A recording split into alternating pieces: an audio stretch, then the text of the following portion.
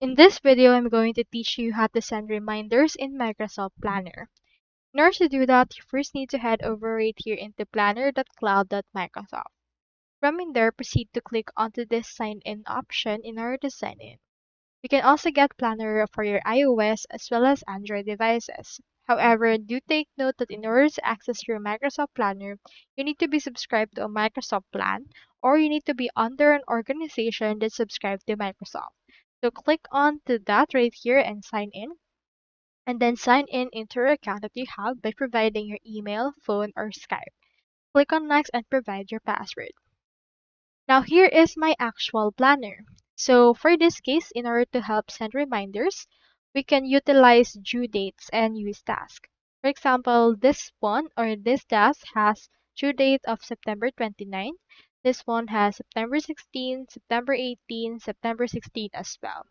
So if a particular task has due dates, these specific due dates will allow for timely awareness of upcoming deadlines. And you can also click onto them in order to actually manage them for that as well. Now in here, you can also click onto the three dots for that. Then in here, you can assign tasks, or you also have the option to assign this task to yourself and add it to your day. In that way, it will be reflected when you see on your day and you can see if it's actually urgent or you need to do it as well. Now you can also use the plan settings for a group-wide notification.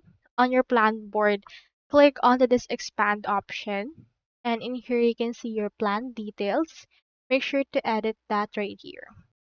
Just edit it right here and make sure to enable the reminder for that and make sure to enable the option to send email to plans group when a task is assigned is completed.